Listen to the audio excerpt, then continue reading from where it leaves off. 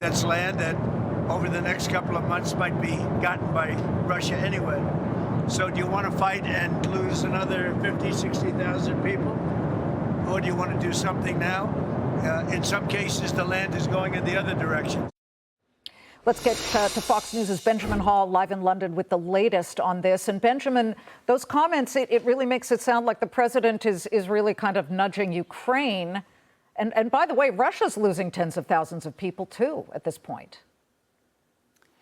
Well, that's true. And I would say, first of all, that we have seen more dialogue in the last few weeks between the three countries than we have since the beginning of the war over 3.5 years ago. And the US and Ukraine have been talking together. The US and Russia have been talking together. And they've both been coming up with their own sort of peace deal.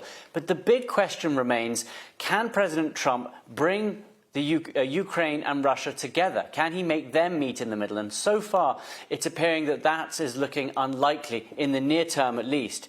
Now, Ukraine has drafted a 19-point peace plan with the US in Geneva over the last few days. But look, officials from Ukraine are already saying that there are minor details within that peace plan to still be outlined. And we gather that the minor details they're talking about are the ones that we talk about so often. They are the security guarantees. Could the US offer an Article 5 sort of treaty to Ukraine? They are the territorial swaps. Russia wants the remainder of Donbass handed over to it, which Ukraine has said is not going to happen. And then there is the question about future NATO membership for Ukraine. Now, today, European leaders came out also and said that for now, it was Russia that was showing no signs at all of real dialogue. We see zero indication that Russia is ready for a ceasefire. Russia is not winding down its military machine, but ramping it up. We still need to get from a situation where Russia pretends to negotiate to a situation where they need to negotiate. And look, we've been hearing conflicting reports from Russia as well. The Kremlin spokesman saying earlier that the 19-point peace plan could be a good basis for future talks.